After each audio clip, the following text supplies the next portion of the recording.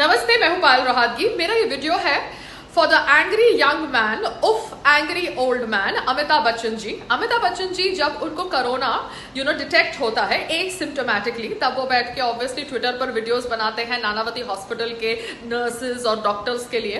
वो अमिताभ बच्चन जी ईद की बधाइयां दे सकते हैं मगर राम जन्मभूमि भूमि पूजन की बधाइयां नहीं देते। वो सेम अमिताभ बच्चन जी ने हमारे देश के प्रधानमंत्री श्री नरेंद्र मोदी जी के जन्मदिन पर उनको बधाइयां नहीं दी।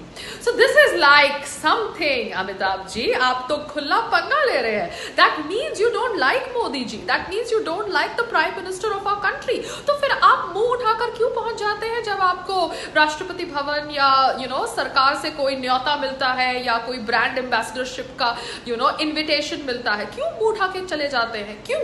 आई just want to understand, because Amitabh Bachchan ji आप तो महाराष्ट्र सरकार से भी ज्यादा खुंदस वाले निकले। उन्होंने खुंदस में आके कंगना का ऑफिस तोड़ दिया और आपने खुंदस में आके प्रधानमंत्री जी को उनके जन्मदिन की बधाइयां भी नहीं दी। Oh my God Amitabh Bachchan ji, सही कहते थे लोग, आप मुंह पर अच्छे बनते हैं मगर पीठ पीछे जो आपके खिलाफ बोलता है उन्हें खत्म करने की साजिश करते हैं। जी हाँ, मुझे याद है एक कोई चौकीदार की कहानी जो मैंने सुनी थी कि कैसे उस चौकीदार या पर्सन ने आपको पहचाना नहीं था और कहा था कि आपको यहाँ से नहीं वहां से जाना चाहिए एंड समथिंग लाइक दैट, और आप सबके सामने हाथ जोड़ के यहाँ से नहीं वहां से चले गए। मगर बाद में सुनने में आया कि कैसे आपने उस चौकीदार की नौकरी ही काट डाली। So this is how you operate. Amazing, I am so impressed to know this side of yours and I hope that India also knows this side of yours कि जहां Amitabh Bachchan the superstar of Indian cinema ने हमारे देश के प्रधानमंत्री श्री नरेंद्र मोदी जी को उनके जन्मदिन की बधाइयां नहीं दी। क्यों? क्योंकि वो मोदी जी से गुस्से हैं and he is obviously taking his revenge by not acknowledging the prime minister of our country. Namaste. I think Jaya Bachchan serves you right. She is an apt wife for you.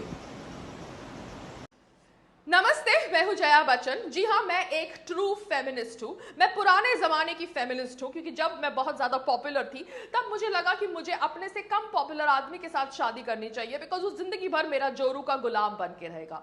So I got married to Amitabh Bachchan.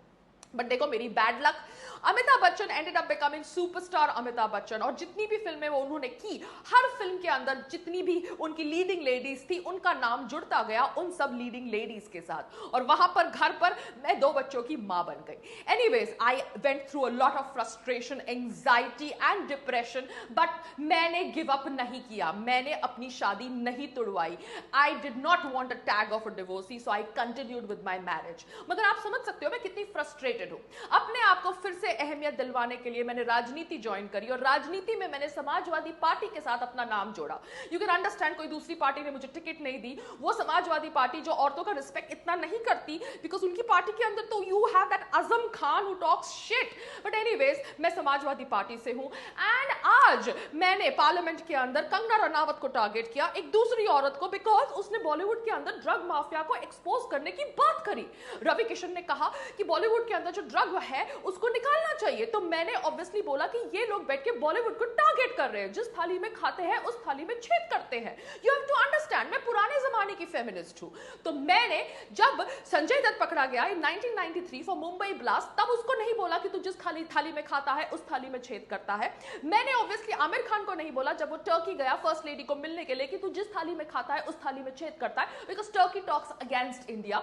मैंने obviously Salman Khan हो, शाहरुख खान हो, करण जौहर हो, अनिल कपूर हो, all those people, Ranveer Singh हो, जो अनिल मुसरत के साथ दिखाई दिए जाते हैं, उन सबको किसी को नहीं बोला कि तुम जिस थाली में खाते हो उस थाली में छेद करते हो, क्योंकि अनिल मुसरत पाकिस्तानी आर्मी से जुड़ा हुआ है, आईएसआई से जुड़ा हुआ है। मैं ऑब्वियसली उन बॉलीवुड फिल्मों को प्रमोट करती हूं जो इंडिया नैरेटिव को आगे नहीं ले जाते मगर पाकिस्तान नैरेटिव को आगे ले जाते हैं। मगर मैंने कभी भी नहीं कहा कि तुम जिस थाली में खाते हो उस थाली में छेद करते हो उन सब डायरेक्टर्स और प्रोड्यूसर्स को। मगर आज मैं कंगना को कहती हूँ कि तुम जिस थाली में खाती हो उस थाली में छेद करती हो। क्यों? क्योंकि कंगना ने बॉलीवुड को गटर बोला। अब जब कंगना ने मुझे जवाब दिया कि भैया बॉलीवुड ने उसको जो थाली दी उस थाली के अंदर 2 मिनट के रोल थे या आइटम सॉन्ग था या हीरो के साथ नाचना गाना था, और वो भी ऑब्वियसली हीरो के साथ सोने के बाद, तब मेरे जो पालतू लोग हैं वो मेरे समर्थन में आ गए और कहने लगे कि कंगना मुझे गाली दे रही है। कैन यू इमेजिन, आजकल के फेमिनिस्ट तो हमसे भी ज्यादा डम है। Can you beat it? मैं as a true feminist Samajwadi Party से जुड़ जाती हूँ और आज आजकल के फेमिनिस्ट कंगना के जवाब को गाली बोल के मेरा समर्थन करते हैं। So you have to understand, हम धीरे धीरे प्रोग्रेस कर रहे हैं, फेमिनिस्ट धीरे धीरे पहले से अभी तक प्रोग्रेस कर रहे हैं, और मैं हूं जया बच्चन, एक फेमिनिस्ट।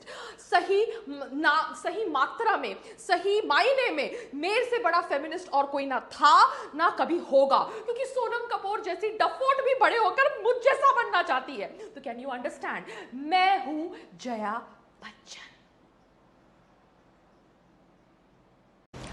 नमस्ते, मैं हूं पायल रोहातगी। मैं ये वीडियो बना रही हूं उन फेमिनिस्ट के लिए जो कंगना को अटैक कर रहे हैं और जया बच्चन का समर्थन कर रहे हैं। फेमिनिस्ट की बुद्धि तो उनके घुटनों में है, इसलिए let's talk about their hypocrisy further. अब जया बच्चन ने जब कहा कि कंगना जिस थाली में खाती है उस थाली में छेद करती है, तो कंगना ने जवाब दिया कि इंडस्ट्री ने जो थाली दी उसे, उस थाली के अंदर उसे 2 मिनट के रोल मिले, आइटम सॉन्ग मिले, या हीरो के साथ एक रोमांटिक सीन मिला, वो भी हीरो के साथ रिश्ते रखने के बाद। क्योंकि हम सबको पता है कि बॉलीवुड के अंदर कास्टिंग काउच है, मगर आज की तारीख में फेमिनिस्ट उस कास्टिंग काउच के ऊपर बातचीत नहीं करना चाहती। वो फेमिनिस्ट जो 1 साल पहले तक मी टू के आड़ में हर पुरुष को रास्ते पर ले आई थी, ये कहकर कि उस पुरुष ने उसके साथ गलत किया रोल के बदले में, आज की तारीख में वही फेमिनिस्ट कास्टिंग काउच के ऊपर बात नहीं करना चाहती जिसके ऊपर कंगना ने बात करी है। और कंगना ने जया बच्चन को यह भी कहा है कि जो थाली की बात कर रही है वो थाली कंगना ने खुद अपने आप सजाई है, जिस थाली के अंदर उसने देशभक्ति के ऊपर फिल्म बनाई है, फेमिनिज्म के ऊपर बनाई है, जो उसने अपनी खुद की मेहनत से बनाई है। मगर उसके जवाब को सुनकर स्वरा जैसी गधी औरत, जी हाँ, दैट्स व्हाट शी इज, कहती है कि कंगना जया बच्चन जी को गाली दे रही है। स्वरा, गाली वो होती है जो आपने 4 साल के बच्चे को दी थी, जिस बच्चे ने आपको आंटी कह के पुकारा था। अपना बचाव करना, अपना बयान देना गाली देना नहीं होता। आप जैसे फेमिनिस्ट, आप जैसे लिबरल्स ही गाली का मतलब तोड़ते हैं, मोड़ते हैं। आप लोग 4 साल के बच्चे को कुछ भी कह सकते हैं बिकॉज वो बच्चा आपको आंटी कह के बुलाता है। आप उस पार्टी का समर्थन करती हैं जो पार्टी कंगना को खुली तौर से गाली देती है, मगर तब आप अपना मुंह बंद रखती है। और आज की तारीख में जब कंगना अपना जवाब दे रही है टू जया बच्चन, आप कह रही है कि कंगना गाली दे रही है जया बच्चन को। मतलब आप क्या नशा करती है? दिन में ही क्यूटी पिन खा रही है? रिया चक्रवर्ती का सारा स्टॉक आपके घर में पहुंच गया है? रही बात उर्मिला मातोंडकर की, उर्मिला मातोंडकर कहती है कि कंगना को बीजेपी से टिकट चाहिए, इसलिए वो ये सब कर रही है। कंगना को बीजेपी से टिकट चाहिए, ये आप समझती हैं? आपको क्या लगता है कंगना उर्मिला मातोंडकर है? Kangana is not a finished story. Kangana आज की तारीख में भी 100 करोड़ की फिल्में बॉक्स ऑफिस पर देती है। उर्मिला मातोंडकर, आपका करियर बना बिकॉज राम गोपाल वर्मा ने आपको ब्रेक दी। जी हाँ, आप बनी बिकॉज राम गोपाल वर्मा लगातार आपको ब्रेक देते गए। क्यों देते गए ये आप जाने, राम गोपाल वर्मा जाने। जब राम गोपाल वर्मा ने आपको छोड़ा, आपका करियर भी खत्म हो गया और आपने शादी कर ली। आप डेस्परेट थी, आप फ्रस्ट्रेटेड थी, आपने कांग्रेस से टिकट ली, कुछ महीने कांग्रेस के साथ अपना नाम जोड़ा और खुद ही रेजिग्नेशन दे दिया। ये मत समझिए कि बाकी सारी औरतें भी आपकी तरह डेस्परेट और फ्रस्ट्रेटेड है। कंगना को टिकट मांगने के लिए या टिकट पाने के लिए अपना ऑफिस बर्बाद करने की जरूरत नहीं है। कंगना कि अगर बीजेपी के साथ जुड़ती है तो बीजेपी को ही फायदा है, क्योंकि कंगना की बहुत ज्यादा फैन फॉलोइंग है। कंगना को ये सब करने की जरूरत नहीं है बीजेपी से टिकट लेने के लिए। ये मैं आपके मुंह पे कह रही हूं, क्योंकि सब आपकी तरह फ्लॉप एक्ट्रेसेस नहीं होते। तो आगे से कंगना को टारगेट मत करिएगा, क्योंकि अगर आप कंगना को टारगेट करेंगी तो हम आपकी धज्जियां उड़ा देंगे, चाहे आप उर्मिला मातोंडकर क्यों ना हो या स्वरा जैसी शिट क्यों ना हो। नमस्ते।